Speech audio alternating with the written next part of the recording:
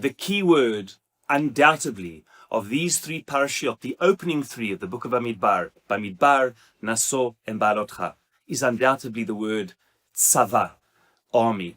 The word appears almost 70 times in these opening 10 chapters, clearly making these chapters all about the army. And what is incredible to see is just how unique the Jewish army was then and how it is today. Because you see first and foremost from the Psukim that our army is, from biblical times, a people's army.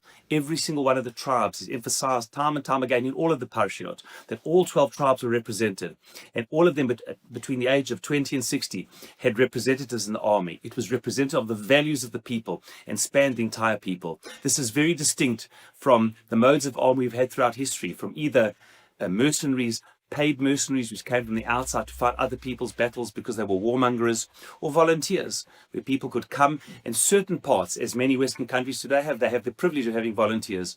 Israel doesn't. The Israeli Defense Force today not only has a standing army, but has miluim reservists from all across the board, sons, parents, and sometimes father and grandparents, all having to come together as a people to defend Jewish life and the Jewish way of life. It seems that the word tzava, those who are singled out to serve the people's army, defending the values of the people, have been the Jewish way and the necessity since time immemorial. And hence what is incredible to see is the formation, so much of the preparation as they leave, that they leave Mount Sinai.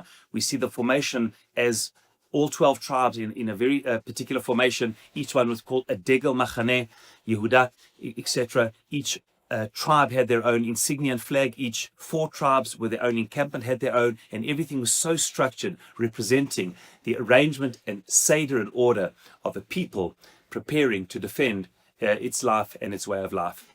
And I want to end and say, the Jewish army has always been such a beacon of morality, and one of the great,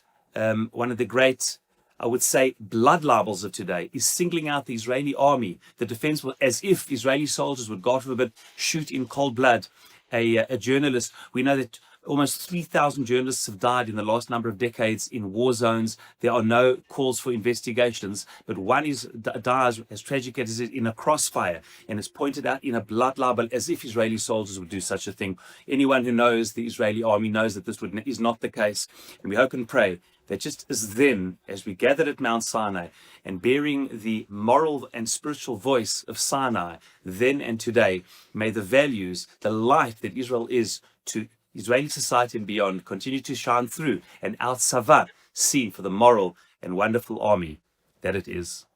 Shabbat Shalom.